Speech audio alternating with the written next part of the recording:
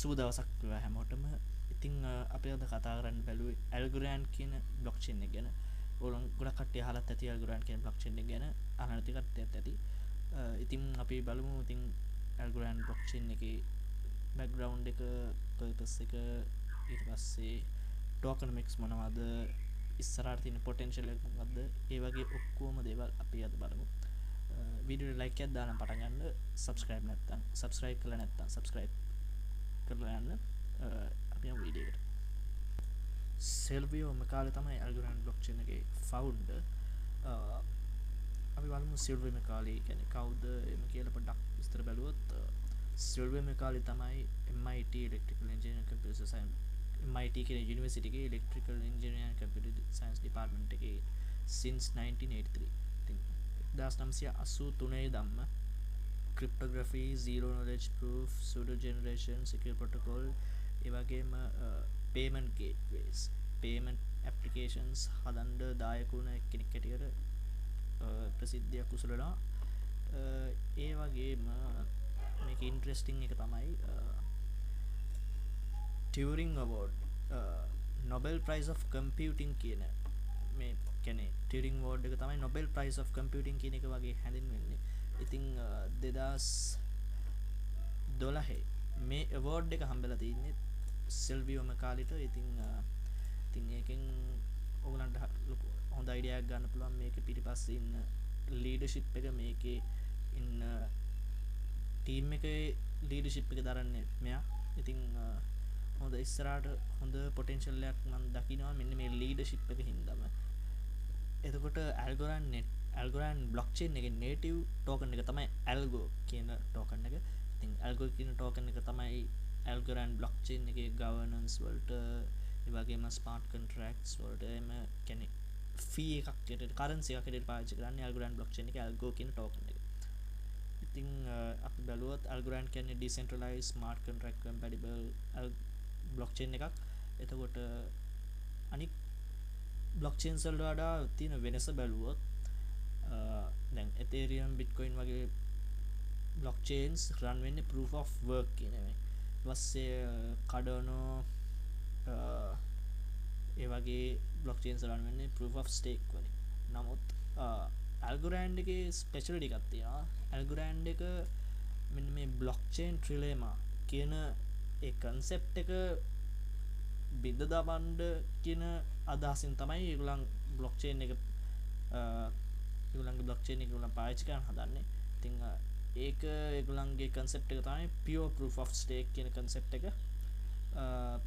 proof of stake එකට වඩා වෙනසක් තියෙනවා කියලා ඕගොල්ලන්ට මේක බැලුවම තේරෙනවා ඇති. pure proof of stake එකේ වෙනස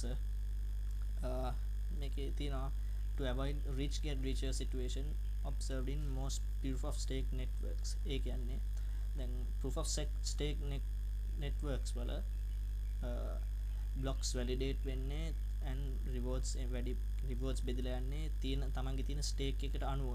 එතකොට ඒකේ තමන්ට වැඩිපුර ගාණක් tokens තියෙනවා නම් ඒ ගාණට සරිලන වැඩිපුර ගාණක් rewards හැටියට හම්බෙනවා. දැන් මේකේ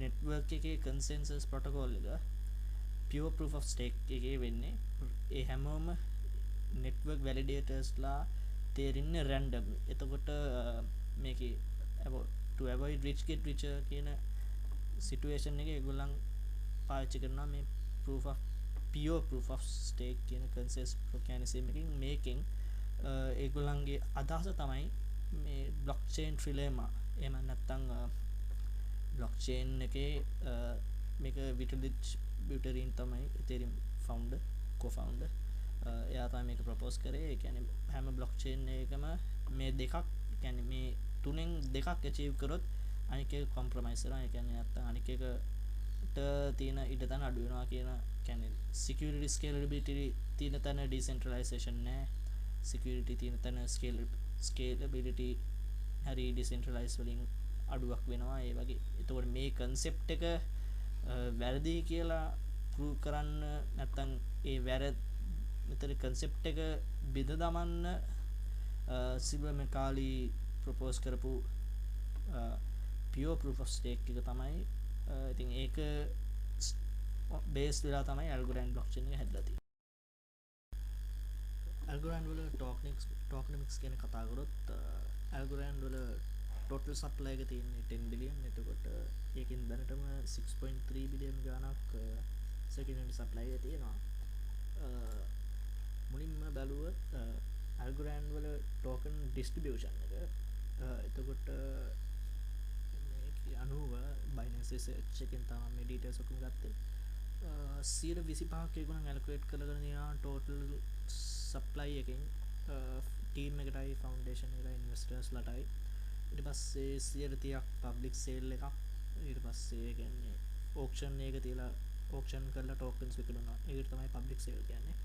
ඊට පස්සේ පාර්ටිසිපේෂන් රිවෝඩ්ස් හැටියට 117.5 ටෝටල් ටෝකන් සප්ලයි එකෙන්. ඊට පස්සේ end user grant නෝඩ් රනින් ග්‍රෑන්ට් එකක් විදිහට 125 වගේ තමයි ටෝකන් සප්ලයි එක බෙදලා තියෙන්නේ. අපි දැන් පොඩ්ඩක් කතා කරලා බලමු ඇල්ගොරෑන් එකට එන ෆන්ඩින්ග්ස් ගැන පොඩ්ඩක් කතා කරලා බලමු. මේ නිවුස් එක මම ගත්තේ CoinDesk එකෙන්. එතකොට City Veteran launches 1.5 billion crypto fund with Algorand as a strategic partner.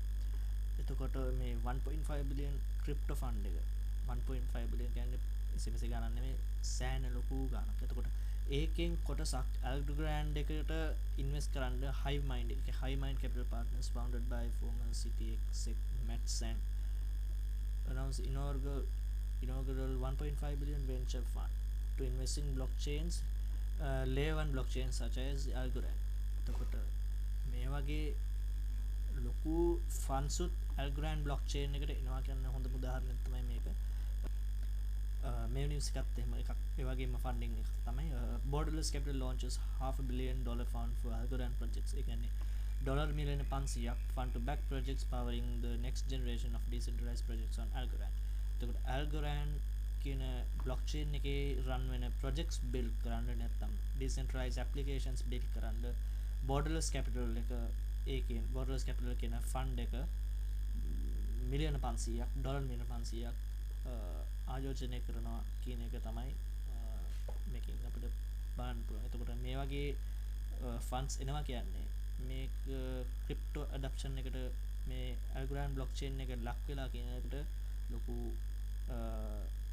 සාතිකයක් මෙන්න මේ වගේ මෙච්චර ලොකු ෆන්ඩ්ස් එනවා කියන්නේ. Borderless Capital වගේම ඒ හා සමානම ඉන්වෙස්ට්මන්ට් එකක් තමයි මේ Algorand blockchain එකේ 2021 ජූනි 10 වෙලා තියෙන මේක ටිකක් පරණ නිවුස් එකක්. නමුත් මේවත් ඉතින් ෆන්ඩ්ස් තමයි මට මේක පෙන්වන්න උවමනාවක් තිබ්බේ. Today Arrington XRP Cap announced the launch of 100 million fund to invest in Algorand based initiatives. එතකොට Arrington Algo Growth Fund will focus on empowering projects building on Algorand and supporting ecosystem growth.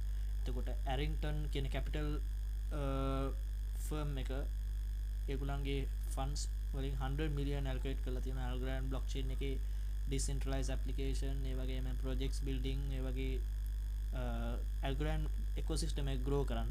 ඉතින් 100 million කියන්නේ පොඩි ගාණක් නෙමෙයි ලොකු ගාණක්. එතකොට මේ වගේ funds එනවා කියන්නේ ආයි මං කිව්වා වගේ. එතකොට දැන් ඕගලන්ට දැන් තේරෙනවා ඇති Algorand කියන project එකට massive inflows එනවා. ඒ කියන්නේ investors ලගේ ලොකු බලපෑමක් මේකට කියන්නේ price wise නැති වුණාට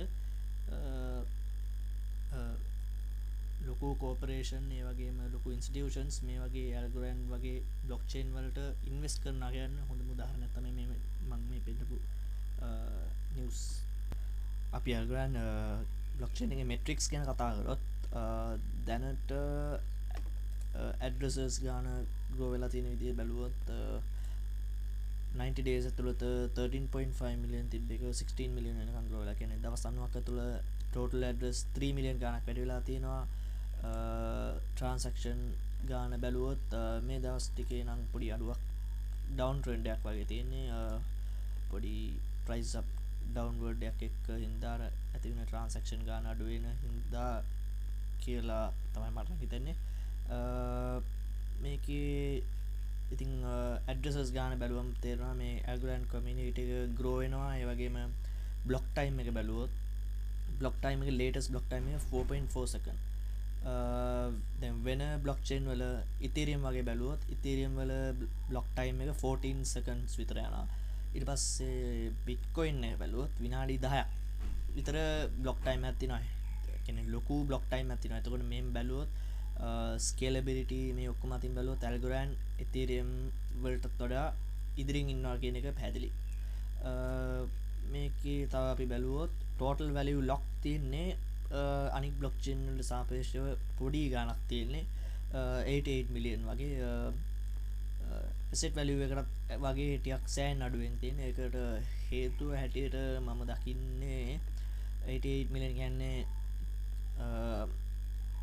අනික් බ්ලොක්්චේන් වලට සාපේක්ෂව පොඩි ගාණක්. මොකද දැන් තේරීම් වගේ බැලුවොත් බිලියන ගාණක් ලොක් වැලියුස් තියෙනවා. ඊට පස්සේ ට්‍රෝන් කාඩෝනෝ ඒ වගේ. එතකොට දැන් මේකේ මට හිතෙන විදිහට මේකේ රීසන් එක හැටියට මම දකින්නේ මේකේ තාම ඔය ටයිනි මෑන් මේ ජීඩල් කියන්නේ මේ ඩිසෙන්ට්‍රලයිස් එක්ස්චේන්ජස්. එතකොට දැන් මේක තමයි ඒගොල්ලන්ගේ ඩිසෙන්ට්‍රලයිස් එක්ස්චේන්ජ් එක. ඊට පස්සේ the world's first and only DeFi suite on Algorand. එතකොට ටයිනි මෑන් කියන්නේත් මේගොල්ලන්ගේ ළඟදී පටන් ගත්තේ guaranteed liquidity trading කියන්නේ liquidity providing ඒ වගේ. මේක තව ඉස්සරහට total value locked එක මීට වඩා වැඩි වෙයි කියලා හිතනවා මට. මොකද Algo 5 ඒගොල්ලන්ගේ අලුත්ම liquidity protocol එක මේගොල්ලන් තව දවස් ගානකින් එළියට දාන්න හිතන් ඉන්නේ. එතකොට තව දවසයි පැය 11යි. එතකොට මේවයි වගේ ප්‍රොජෙක්ට්ස් රන් වෙනවා මේකේ. ඒ කියන්නේ අලුතෙන් ප්‍රොජෙක්ට්ස් එන්න තියෙනවා.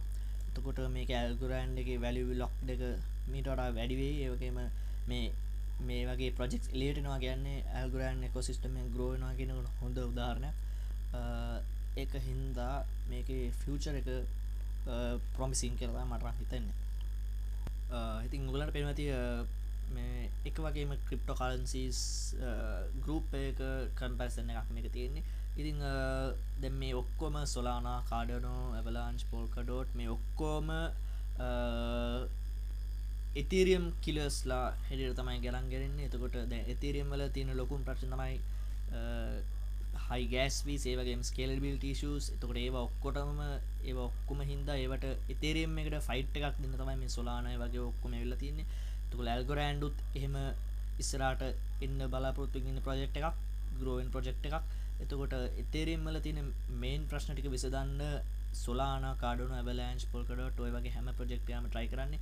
එතකොට අපි බැලුවොත් transactions per second thing Algorand චුට්ටක් ඉදිරියෙන් ඉන්නවා. නමුත් Avalanche, Solana ඊට වඩා සෑහෙන ඉදිරියෙන් ඉන්නවා. Solana කියන්නේ 50,000 65,000 transaction fees අති ගලුවත් ඒකම තමයි transaction fee එක Solana එකේ හිතාගන්නත් බැරි තරම් අඩුයි.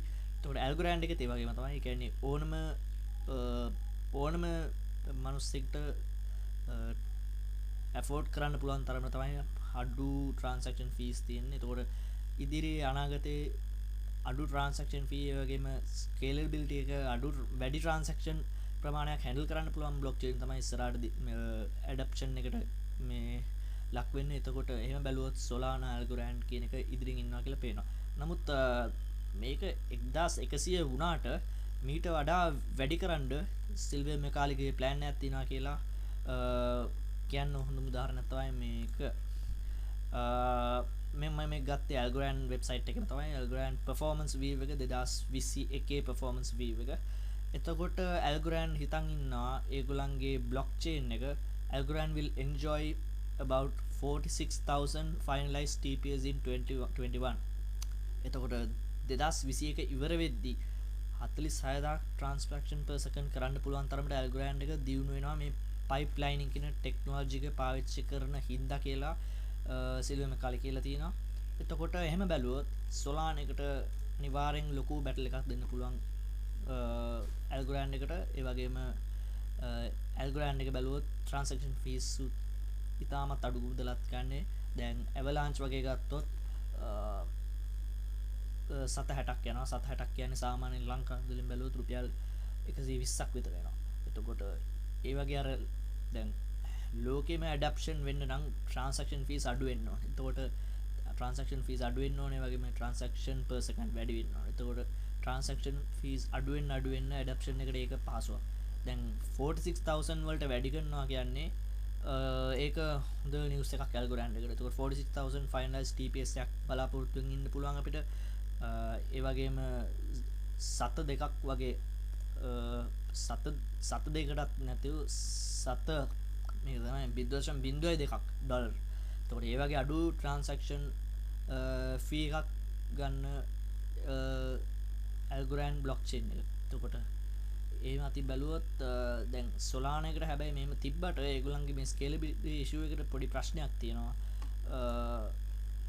කොච්චර එහෙම ලොකු ට්‍රාන්සැක්ෂන් per second එකක් තිබ්බට සොලානා නෙට්වර්ක් එක සමහර අවස්ථාවලදී denial of service ඒ කියන්නේ නෙට්වර්ක් එක බ්ලොක්චේන් එක ෆ්ලඩ් වෙනකොට සිස්ටම් ඩවුන් වෙනවා. එතකොට මේක මේ සොලානා මේක වුණේ සැප්තැම්බර් 14 වෙනිදා. එතකොට පැය 17කට මුළු සොලානා බ්ලොක්චේන් එකම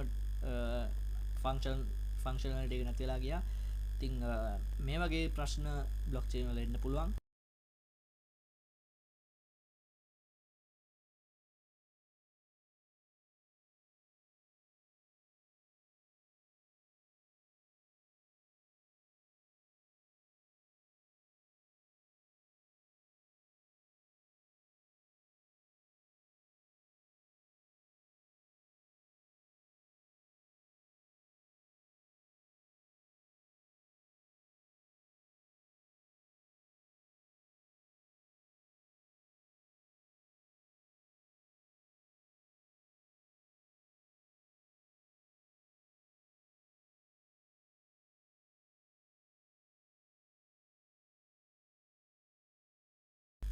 අපි දැන් බැලුවොත් ඉස්සරහට ලෝකේ ගොඩාක් ග්‍රීන් ප්‍රොජෙක්ට්ස් වලට තැනෙනවා කියන්න ඒක කියන්න දෙයක් නෙමෙයි. ඒක අනිවාර්යෙන් වෙනවා. එතකොට එන්වයරන්මන්ට් සස්ටේනබිලිටි ඒ වගේ ඔක්කොම කන්සිඩර් කරලා කරන ප්‍රොජෙක්ට්ස් වලට ඉස්සරහ ලොකු ඩිමාන්ඩ් එකක් එනවා. එතකොට දැන් තියෙන ව්‍යාපාර ඔක්කොම ඔය බිලියනර්ස්ලා ඔක්කොම ක්ලයිමැටික් චේන්ජ් එකට හරිම සෙන්සිටිව් ඇක්ට් කරනවා. ඉතින් මේකට හොඳ උදාහරණය තමයි අපිට එලෝන් මස්ක් බිට්කොයින් බෑන් කරා. කියන්නේ ඇක්සෙප්ට් බෑන් කරා කියන්නේ ඇක්සෙප්ට් කරන එක නැවැත්තුවා ටෙස්ලා එකකින් එනර්ජි ප්‍රශ්නයක් ගැන කතා කරලා. එතකොට ඔයගලන් මතක තිය එයාගේ ට්වීට් එක we are concerned about rapidly increasing use of fossil fuel for bitcoin mining and transaction. එතකොට දැන් කෝල් පාවිච්චි කරලා එනර්ජි ජෙනරේට් කරන එක පරිසරයට දැඩි බලපෑමක් ඇති කරනවා කියලා හැමෝම දන්න කාරණාවක්. ඉතින් ඒ වගේ ප්‍රශ්න වලට මේ බිලියනර්ස් ලෝ ක්ලයිමේට් චේන්ජ් ගැන කතා කරන කට්ටියම අනිවාර්යෙන් ඒවට විරුද්ධයි. එතකොට අනිවාර්යෙන් අනාගතයේ තැනක් තියෙන්නේ මේ වගේ ප්‍රොජෙක්ට්ස් වලට නෙමෙයි green environment sustainability ඒ වගේ මේන්ටේන් කරන්න ප්‍රොජෙක්ට් වලට. එතකොට අපි බැලුවොත් අනිවාර්යෙන් ඇල්ගොරෑන්ඩ් එකට අනිවාර්යෙන් වටිනාකමක් තිබිය යුතුමයි අනාගතේ. මොකද ඇල්ගොරෑන්ඩ් ඒගොල්ලන් කියන විදිහට ඒගොල්ලන් තමයි ග්‍රීනස්ම බ්ලොක්චේන් එක. ග්‍රීනස්ම කියන්නේ පරිසරයට හානිය අවම මට්ටමේ තියෙන බ්ලොක්චේන් එක හැටියට ඒගොල්ලන්ගේ බ්ලොක්චේන් එක හඳුන්වලා තියෙන්නේ. මේ ඒ විතරක් නෙමෙයි මේකේ ඇල්ගොරෑන්ඩ් බ්ලොක්චේන් එකේ environmentally focused organizations ඒ කියන්නේ පරිසරය පිළිබඳව වැඩ කරන ඒ කියන්නේ පරිසරය සුරකීම පිළිබඳව වැඩ කරන සමහර කම්පනීස් පාව මේකේ ඇල්ගොරෑන්ඩ් බ්ලොක්චේන් එක රන් වෙනවා. එතකොට උදාහරණයක් හැටියට හැමෝම දන්නවා ප්ලැනට් වොච් එක, ප්ලැනට් වොච් එවයා මයිනර් ඒ වගේ ඔක්කොම රන් වෙන්නේ ඇල්ගොරෑන්ඩ් බ්ලොක්චේන් එක. ඉතින් මේකත් ඇල්ගොරෑන්ඩ් බ්ලොක්චේන් එකෙන්මයි දාලා තින්නේ. දැන් ඔයගලන් අනිවාර්යෙන් දන්නවා ඇති බිට්කොයින් ඉතේරියම් කියන්නේ එනර්ජි හයි එනර්ජි කන්සම්ප්ෂන් වෙන එකක්. මොකද මයිනර්ස්ලා තමයි ට්‍රාන්සැක්ෂන් වැලිඩේට් කරන්නේ. එතකොට proof of work ප්‍රොටෝකෝල් එකක් ඉතේරියම් බිට්කොයින් දෙකේම රන් වෙන්නේ. එතකොට එනර්ජි යනවා කියන්නේ අහන දෙයක් නෑ. GPU mining ASIC miners එහෙම පාවිච්චි කරද්දි එතකොට බිට්කොයින් වල ට්‍රාන්සැක්ෂන් එකක් කරන්න කිලෝවොට් hours 930යි ගාණක් වැය වෙනවා.